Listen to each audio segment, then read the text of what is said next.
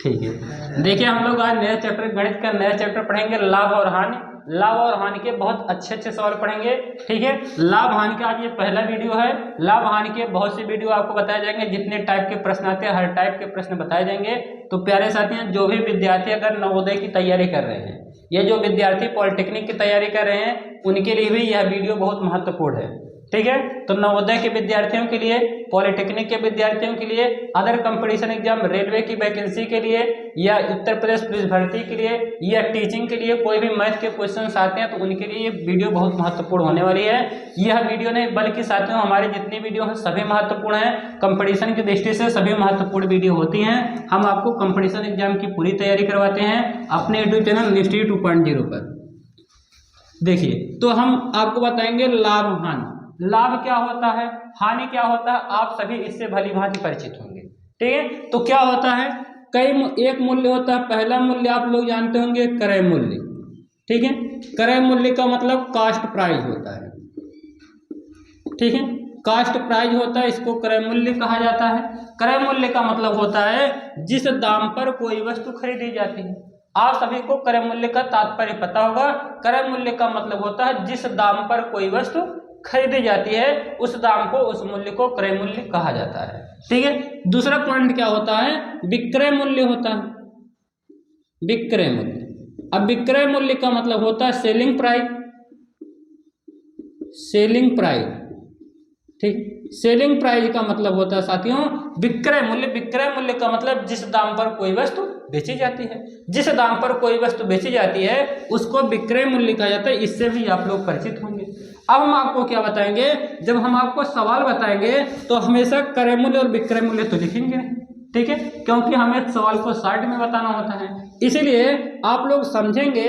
क्रय मूल्य को हम शॉर्टकट में सीपी कहेंगे, मतलब कास्ट प्राइस कहेंगे। ठीक है, और विक्रय मूल्य को क्या बोलेंगे, ईएसपी बोलेंगे, सेलिंग प्राइस बोलेंगे। पॉइंट क्लियर है कि नहीं?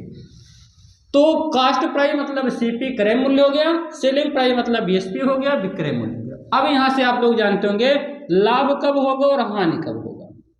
लाभ कब होगा और हानि कब होगा।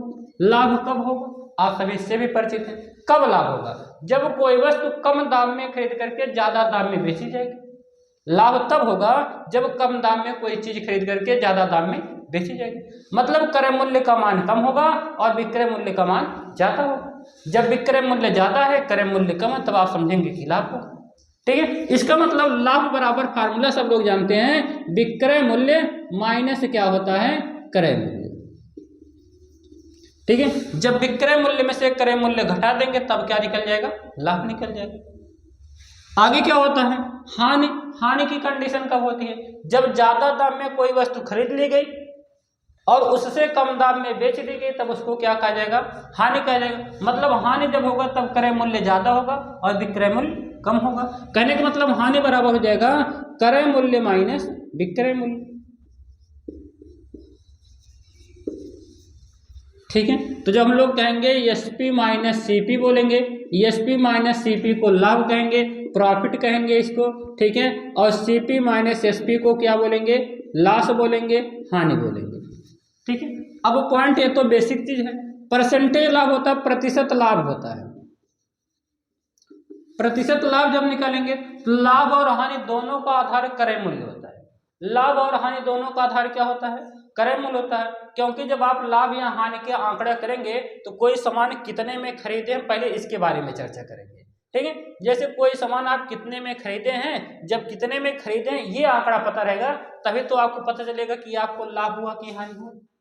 ठीक है, लाभ हानि का पता तब चलता है जब क्रय मूल्य मालूम रहेगा। ठीक है, सामान कितने में खरीदा गया है, जब ये मालूम है तब आप देखते हैं कितने में हम सामान खरीदे थे, इतना में बेच दिया गया। खरीदा गया उस पर मेन पॉइंट रहेगा, खरीदा गया फिर बेचा गया।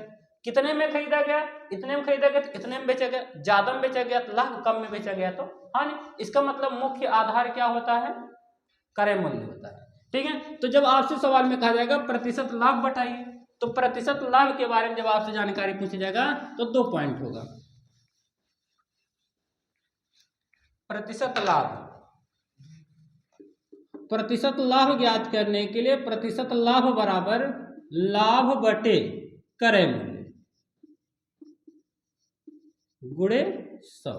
ठीक है, इसको क्या कहा जाता है? प्रतिशत लाभ कहा जाता है। प्रतिशत हानि की जब गणना करेंगे, प्रतिशत हानि बराबर हानि बटे क्रय मूल्य गुणे 100। ठीक है, अब आपको ये फार्मूला याद करने की वास्तव में जरूरत है नहीं, क्योंकि जब हम आपको परसेंटेज पढ़ाए थे, प्रतिशत पढ़ाए थे, पहले वीडियो में आपको समझाए थे। पहले वीडियो हमने क्या समझाया था? जब आपको हमने प्रतिशत वाले चैप्टर पढ़ाया था तो प्रतिशत वाले चैप्टर में हमने आपको सिखाया था। ठीक है, जब आपसे प्रतिशत पूछा जाता है, जैसे सवाल में कहा गया प्रतिशत लाभ बताइए, यह सवाल में कहा गया प्रतिशत हानि बताइए, कहने का मतलब ये प्रतिशत पूछ रहे हैं। क्या पूछ रहे हैं? प्रतिशत। जब भी प्रतिशत निकाला जाता है तो हमने सिखाया था प्रतिशत बराबर होता है जिसका मान पूछा जाए उसको बटे में ऊपर, और जिससे तुलना किया था बटे में उसको क्या किया जाता है? नीचे लिखा जाता है, इसके बाद गुणे 100 लिखा जाता है। ठीक है, जैसे हमने कहा कि भाई क्या है? प्रतिशत लाभ पूछा गया, लाभ पूछा गया तो लाभ को ऊपर लिखेंगे, तुलना हमेशा क्रय मूल्य से किया जाएगा तो क्रय मूल्य हमेशा नीचे लिखा जाएगा, गुणे में 100 कर देंगे तो आपका परसेंटेज बन जाएगा। ठीक है, तो परसेंटेज बनाने के लिए जिसका मान पूछा जाएगा बटे में उसको ऊपर लिखा जाता है, अंश में लिखा जाता है, और जिससे तुलना किया था बटे में उसको हर में लिखा जाता है, गुणे 100 कर देते तब क्या बन जाता है? परसेंटेज बन जाता है। पॉइंट क्लियर है? चलिए अपने बेसिक तरीके पहले सवाल पर चलते हैं।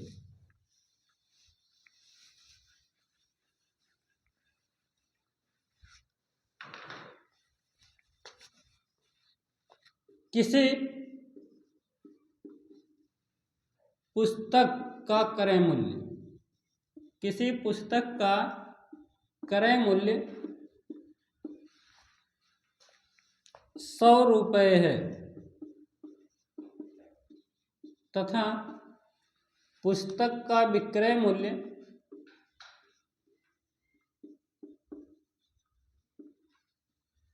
135 रुपये है, तो प्रतिशत लाभ की गणना कीजिए।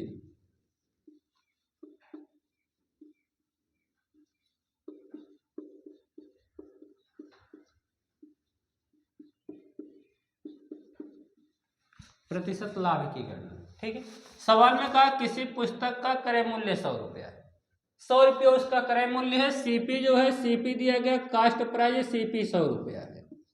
ठीक है, विक्रय मूल्य एसपी सेलिंग प्राइस, विक्रय मूल्य दिया गया 135 रुपया है। पॉइंट समझिए, 100 रुपया सीपी क्रय मूल्य है, एसपी 135 रुपये सेलिंग प्राइस है, 100 रुपये में सामान खरीदा गया, 135 रुपये में बेचा गया। अब आप खुद अंदाजा लगा सकते हैं, 100 में खरीदा है, 135 में बेचा है, तो क्या मिलेगा? लाभ मिलेगा। क्या मिलेगा?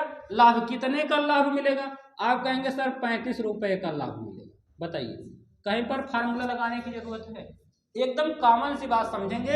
100 रुपये में खरीदा है, 135 में बेचा, तो उसको क्या मिलेगा? लाभ मिलेगा। कितने का लाभ मिलेगा? 35 का लाभ। सवाल में क्या पूछा गया है?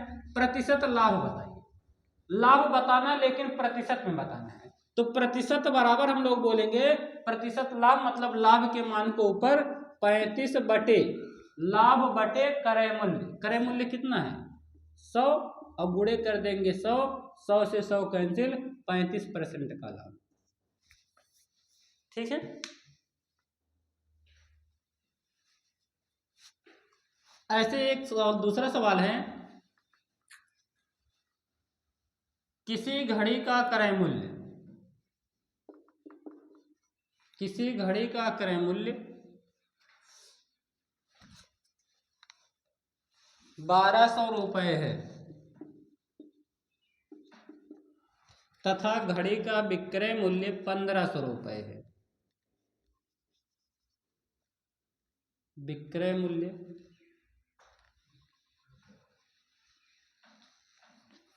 घड़ी का विक्रय मूल्य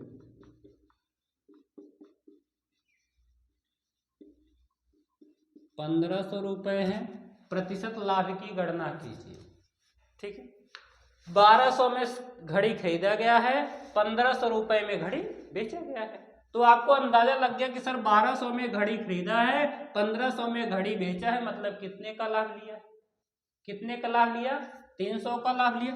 सिंपल सी बात है भाई, 1200 में खरीदा था, 1500 में बेचा है, तो 1500 में से 1200 घटा देंगे, 300 रुपये का लाभ। आपसे प्रतिशत लाभ पूछा गया है, तो प्रतिशत लाभ निकालने के लिए लाभ बटे करें, लाभ की तुलना करें मूल्य से करेंगे। 300 का लाभ है, किससे लाभ है? 300 रुपया किससे लाभ मिल रहा है? करें मूल्य से लाभ मिल रहा है। तो 300 बटे हो जाएगा 1200 गुणे 100 कर देंगे। इनको सरल कर दीजिए। कितनी बार में? 0 से 0 कटा, डबल 0 कटा, 3 करनन 3, 3 चौका 12, 4 करनन 4, 25 चौका 100, 25% का लाभ आ जाएगा। बात है समझ की नहीं है?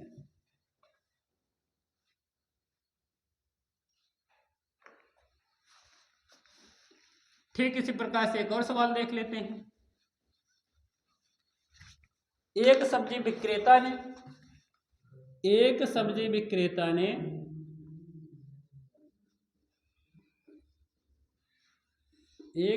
विक्रेता ने 5,750 रुपए में 5,750 रुपए में सब्जी खरीदी।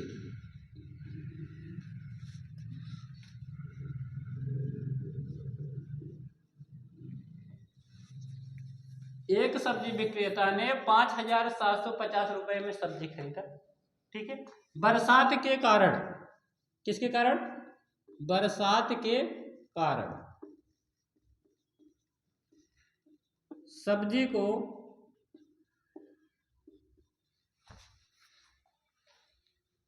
4,500 रुपए में बेचना पड़ा।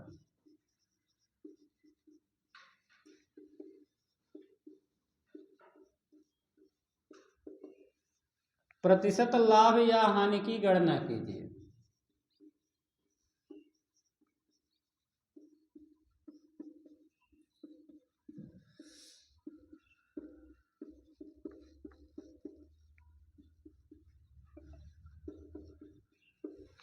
सवाल देखिए, लगाइए सवाल, कमेंट कीजिए साथियों।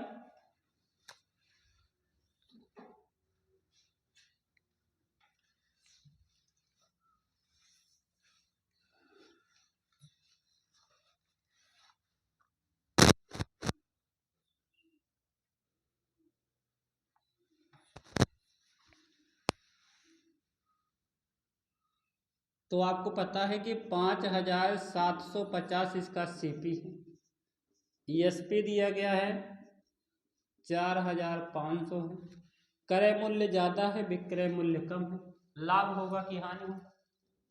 अरे भाई 5,750 में खरीदा है, ज्यादा दाम में खरीदा है, कम दाम में बेचा है, लाभ होगा कि हानि होगा?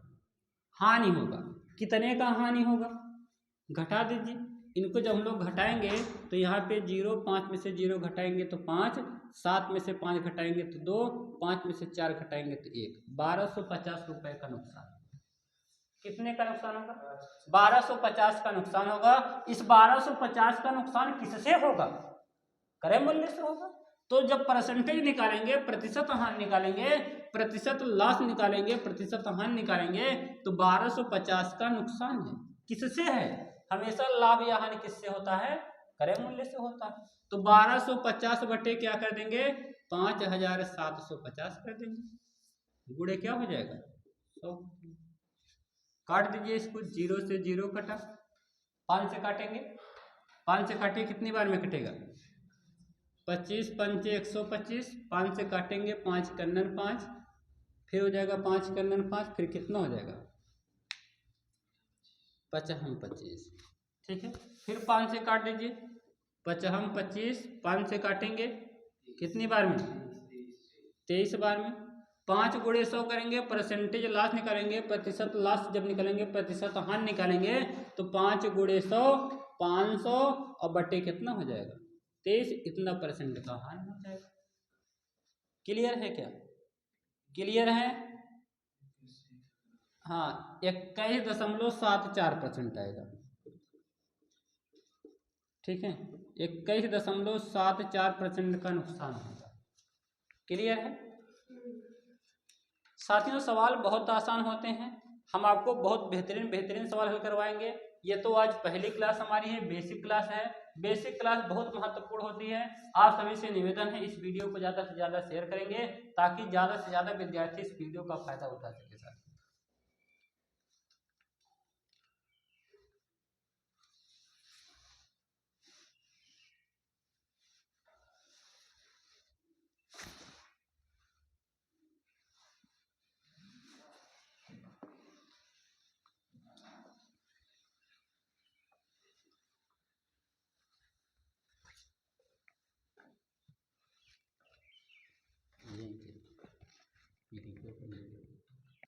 प्यारे साथियों देखिए, जब आपके साथ ऐसा सवाल कभी मिलेगा कि एक व्यक्ति एक साइकिल 1400 रुपये में खरीदता है और उसे 15% हानि पर बेचता है। पिछले सवालों में हमने देखा कि हमसे परसेंटेज लाभ या परसेंटेज हानि पूछा जाता था। इस सवाल में सीधे परसेंटेज हानि या परसेंटेज लाभ दिया गया है। सवाल में अगर आप 15% की हानि है, 1400 रुपये में खरीदा गया है, तो उसका विक्रय मूल्य बताइए। साथियों ध्यान देंगे, जब इस टाइप के सवाल आपके सामने आते हैं तो हमेशा ध्यान देते हैं, एक पॉइंट का विशेष ध्यान रखते हैं, क्रय मूल्य या सीपी जो होता है साथियों, सीपी को हमेशा 100% माना जाता है।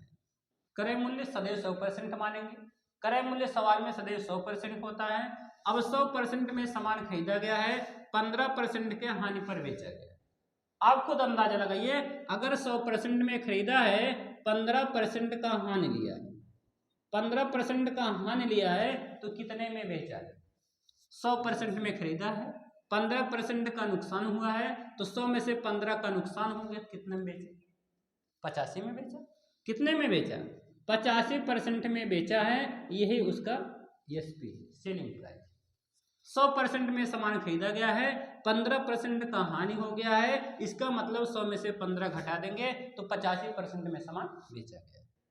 क्रय मूल्य साथियों सदैव 100% होता है। सवाल में दिया है एक व्यक्ति एक साइकिल 1400 रुपये में खरीदता है, ठीक है, मतलब 100% में खरीदता है। 100% चाहे बोले चाहे 1400 रुपये बोले, दोनों बात आपस में बराबर है, ठीक है। तो 100% का मान कितना दिया गया है? 100% का मान साथियों 1400 दिया गया है।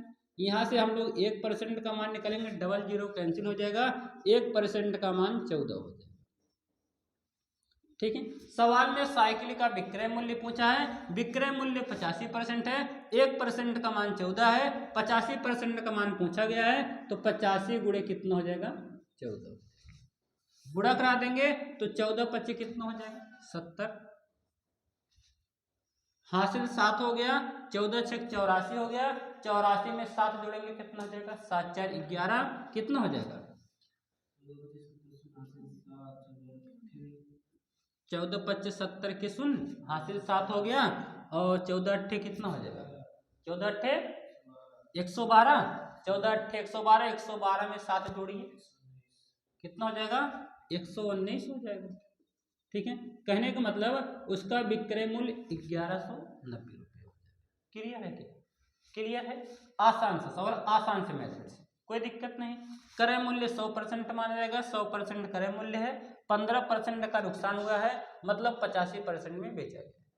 सवाल में कहा गया साइकिल का विक्रय मूल्य बताइए, क्रय मूल्य दिया गया है, क्रय मूल्य मतलब 100% का मान दिया गया है, 100% का मान 1400 है, 1% का मान 14 बन जाएगा, 85% विक्रय मूल्य का मान पूछा गया है, तो 85% का मान 85 गुणे 14 कर देंगे, और 85 में 14 से गुणा करा देंगे तो 1100। क्लियर है क्या? क्लियर है। अगला क्वेश्चन, एक और क्वेश्चन देखते हैं।